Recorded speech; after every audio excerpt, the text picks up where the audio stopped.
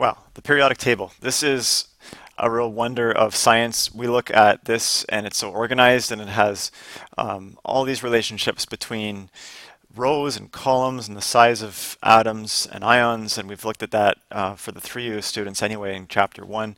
And here we are, we're needing to look at something as simple as just the mass of an atom. Specifically, uh, masses of atoms relative to one another. And so this rather fancy sounding topic title, Relative Atomic Mass and Isotopic Abundance. Let's break this down and help you to understand. You've got this worksheet here which has you follow through some pages in the textbook, which are listed at the top there. And you're just going to be answering some questions to learn a little bit about where this idea of relative atomic mass came from. So there's two questions in the text, and one of them is how can we find the values for atomic masses? And the second one is how are they determined, and why are most of the atomic mass values in the periodic table not whole numbers? And when we go to the periodic table, we see that repeatedly over and over again that these atomic mass values are not whole values. So what's going on here? We can't clearly be working with fractions of an atom. That wouldn't have any scientific meaning. So there must be something else at play. And of course there is. As we go through this study here, we find out that originally John Dalton thought that all atoms of the same element had the same mass. Now what he didn't know is that there was something called an isotope. And he was working with masses of atoms relative to other elements. He was not able to, at the time we read, determine the actual mass of an atom, but simply the proportion of one element to another. How much, say, percentage of one element and percentage of another in a compound. So it wasn't an issue of knowing how many grams a particular element was on an atom scale, but at least John Dalton was working with relative masses in his experiments. And so initially relative atomic mass was all that scientists could use. Now later on, as technology developed and we had the ability to mass down to the atomic scale, that changed. So a relative quantity that you use in your everyday life might be something as simple as the dollar. You know, when you have a currency and you have $1 US, and that of course is a benchmark for other currencies, it's relative. When I say I have $100, I have got 100 of those. Okay. At some point we needed a unit to make money work, and the dollar was that value. A lot of other examples for relative quantities. Mass, we could find several examples. Lengths of objects. Age would be something that's pretty absolute because you start at 0 and you go up from that. And there's no sense of saying that when I have an age of 50 that's relative to anything else. That's I'm 50, meaning there's 50 years that have elapsed since the day I was born. Now, as the worksheet goes on, and you were asked other questions about the elements that were used for the standard, and we see that as we go through. Hydrogen had been used, and oxygen was used at one point. And finally, the standard was settled on carbon. And so we read about this, and errors were certainly made, and we read that errors were made because the combining ratio of the elements was not known. In other words, the chemical formula for the compound that was being studied wasn't known accurately. And it would certainly be a different relative mass calculation if you thought that one atom of one element combined with one atom of another, when in fact it was actually one atom combining with two. So you read about that on the top of page 164. As we go through, the rest of the worksheet has you define some key terms. Relative atomic mass, you'll find that in your textbook in the margin on page 163, and then the atomic mass unit defined as 1/12 the mass of a carbon-12 atom, which is what 1U is. A carbon-12 atom has 12 heavy particles. 6 of them are protons and 6 of them are neutrons.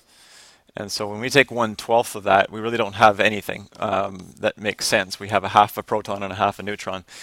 But 1/12 of all that mass, I guess the 6 electrons should be considered as well, but 1/12 of all of that is what one atomic mass unit corresponds to. So if we want to think of what one atomic mass unit corresponds to, it's like half a proton, half a neutron, and half an electron, approximately. All right. Now, if we look at what the implication of relative mass is, as you go through here, you have a statement like sodium atom is 1.92 times that of a carbon-12 atom. Well, when we look at the periodic table, we don't see sodium having a mass of 1.92. We see sodium having a mass of 22.989, etc. And we find, well, that would be approximately that many multiples of 12. And so all these numbers here we find are simply just multiples or fractions of 12 atomic mass units for that isotope. So an isotope previously was introduced in chapter 1, and again we're just reminding the group here what an isotope is. The discovery of isotopes disproved John Dalton's theory because what he discovered was that not all atoms of an element have the same mass. Okay, not all atoms of an element have the same mass. Okay, and that's really the essence of what an isotope is that it's forms of an element that have different masses because they have different number of neutrons. Isotopic abundance we see getting moving along here, really important in this examination of relative atomic mass because the values that we see in the periodic table are actually averages. Okay, and we need to appreciate that for any element with more than one possible form, and we could look to a table of isotopic abundances, and scientists are able to analyze elements and sort of separate them out into their different mass fractions, and many elements have multiple isotopes, sometimes 7, 8, 9, 10 isotopes, 10 possible different forms of an element. All have the same number of protons in the nucleus, but have more neutrons, and therefore some atoms are heavier than others. The percentages, the percentage breakdown for all of these forms of the element is what really we're dealing with isotopic abundance. You take tin, for example, and you see tin has many isotopes, but the dominant isotope would be tin 120, and then next most common is tin 118, and the next most common is tin 116. And of course, the percentages are provided in the next column. So if we were to add up all the different fractions or forms of tin, we would get 100% of tin, where about a third of it is tin 120, about a quarter of it is tin 118, and about 15% is tin 116, and so on. That's what isotopic abundance is. All right, the percentage of an isotope in a sample of an element. Now, the values on the periodic table are not whole numbers because the reported relative atomic masses, which we had seen before, this term was introduced in chapter 1, and it comes out again in this section here, are averages. And it's an average of all the possible forms of the element.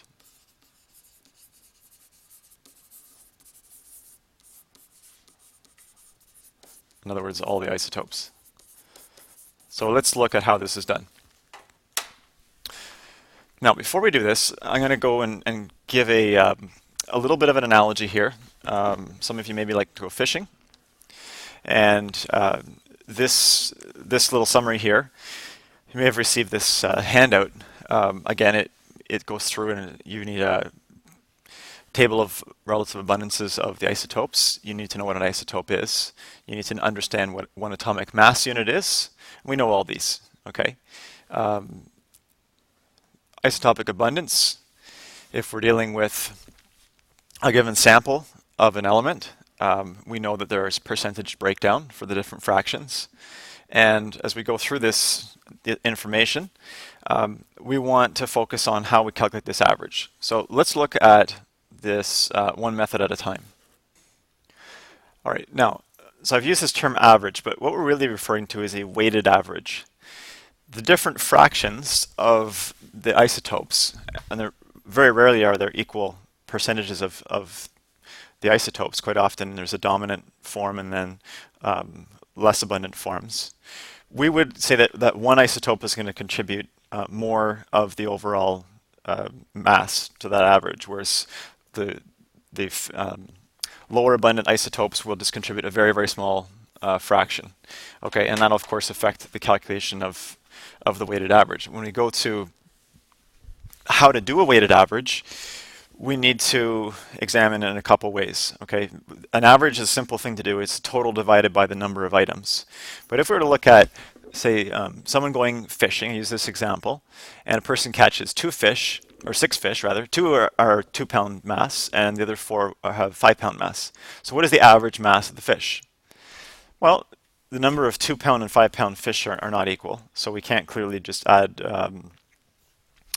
2 and 5. Okay, we have a certain percentage abundance of 2-pound fish and a certain percentage abundance of 5-pound fish. So we can look at it this way. The first method considers that the percentage at the 2-pound weight range is 2/6 or 33.3%. Okay, 2 of 6 fish are 2 pounds. That's the percentage abundance of those size fish. The percentage abundance at 5 pound would be 66.6%.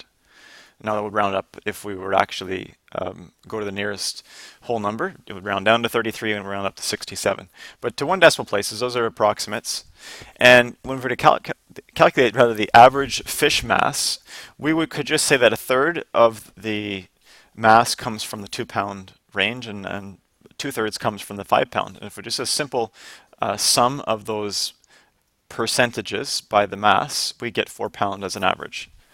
Now that's a calculation that you've probably never done before, because when you do a straight average, you're just simply totaling up all the mass, in this case would be maybe the easier way to do it, and then divide by the number of fish, which of course for some of you is going to be the method that you'll probably prefer. Take your fish, you have 2 fish at 2 pounds, 4 fish at 5 pounds, that would give 24 pounds of fish. 24 pounds spread over 6 fish would be 4 pounds of fish. So the average fish mass is 4 pounds exactly. We can take a similar approach if we look at method 1, which involves percentages, and we would need to know the breakdown, the fractions of each mass of fish to use this next method. If we use a large sample of fish and we assume that it still contains the same percentages of 2 and 5 pound fish, this may not work for fish in a lake or for you going out and catching fish on one day compared to the next, but for atoms, we could take larger and larger samples of the element, and we would find that the percentages actually start to come closer and closer to the analyzed percentages that we would find listed in a table like this. Now, for a large sample, how many do we need? Well, we don't really know that number, but what we can do is mathematically, we can say, for the fish, we could consider, let's say 100 fish.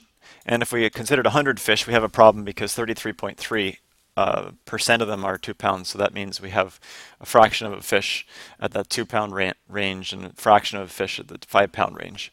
So it's a little bit complicated. The math would still work, but the science breaks down a little bit. Let's consider a larger sample. Let's first say for 1,000 fish, we get rid of the decimal place now. We'll still have the same percentage. 333 out of 1,000 is 33.3%. 667 out of 1,000 is that 66.6%, and that'll still work. Now we've considered 1,000 fish, and if those percentages hold up, the average fish mass can now be calculated as we did before, where we took total mass of the fish. In method 2, considers directly calculating it. And if we were to consider 1,000 atoms, we could do a similar calculation. So here we're going to look at 333 fish, 2 pound mass, 667 at the 5 pound mass.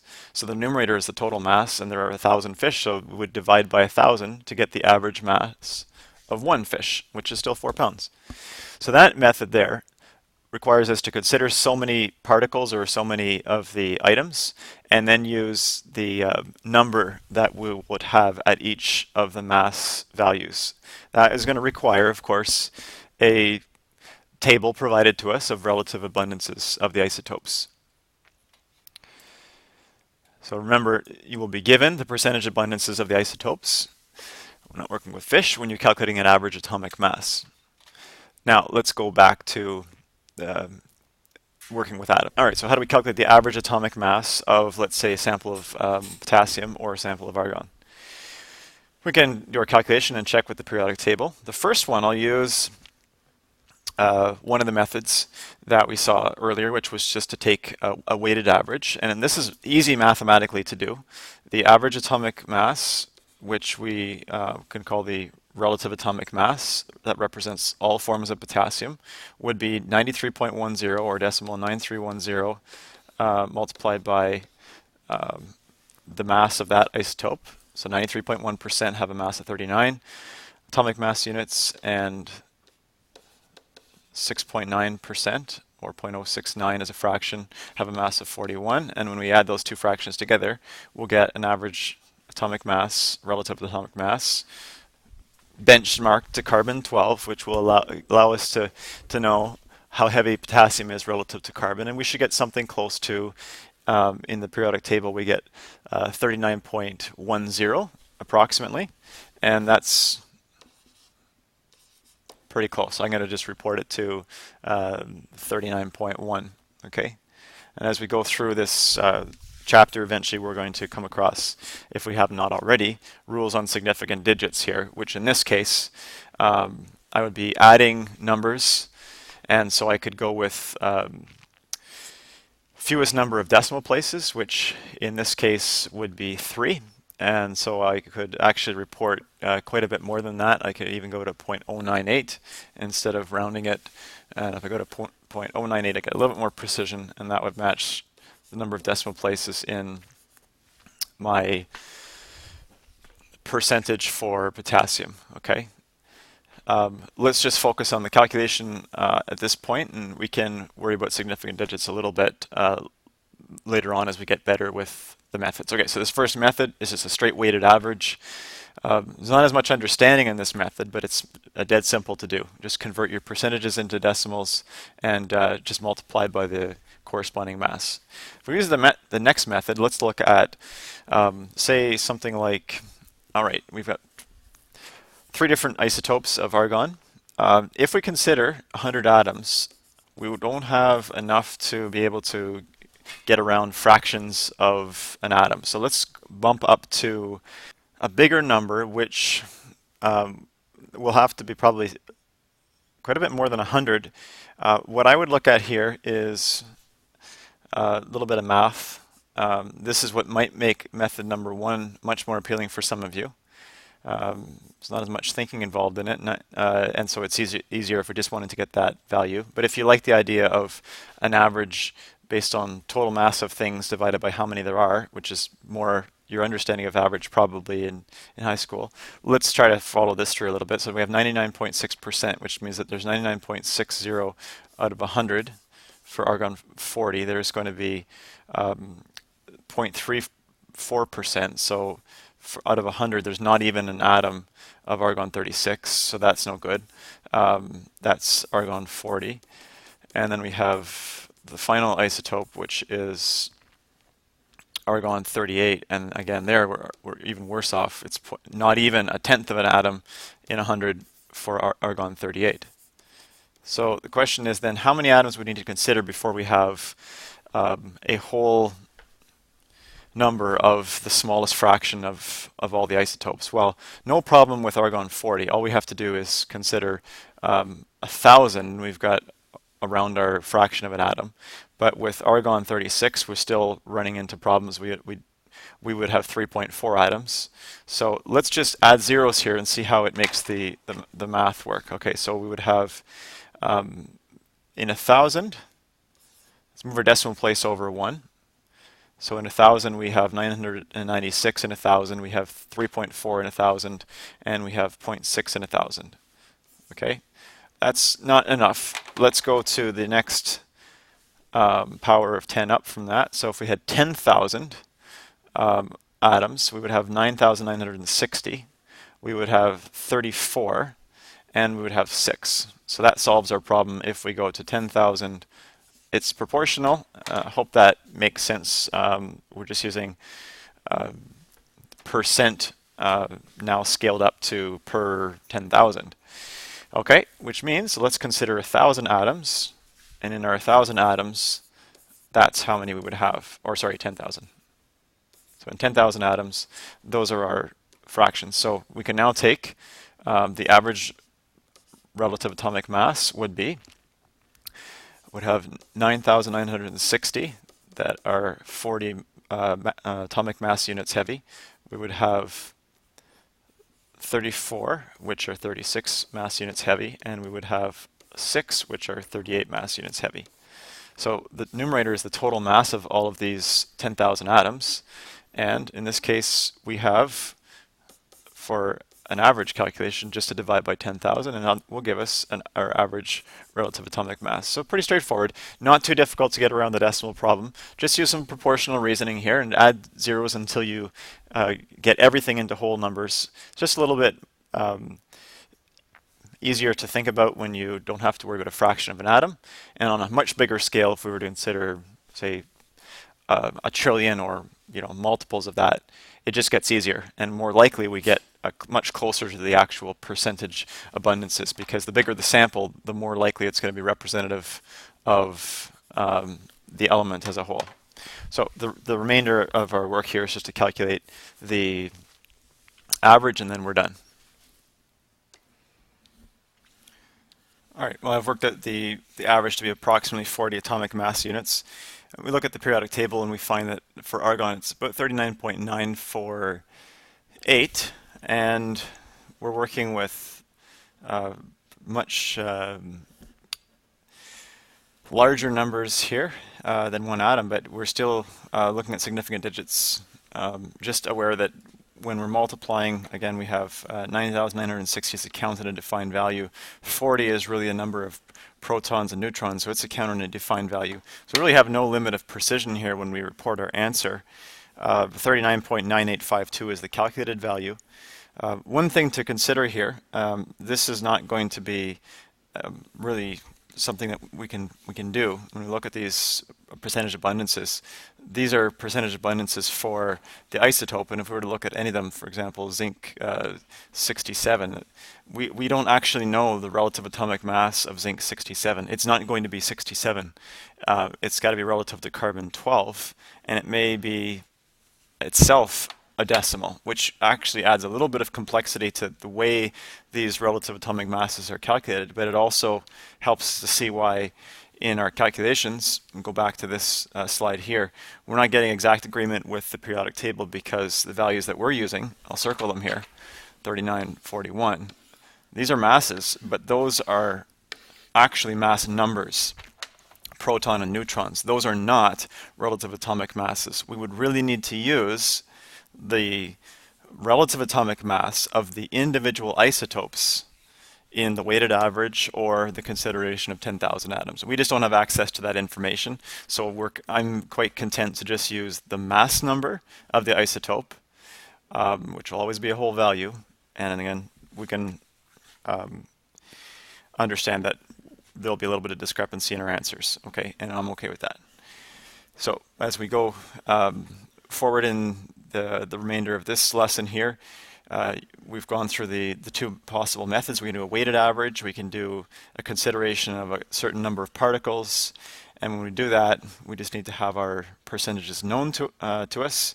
These questions here on this worksheet, which you should also have received, the percentages are provided to you. They're all, for the most part, to the nearest whole value, or in some cases, decimal percentages, a fraction of a unit.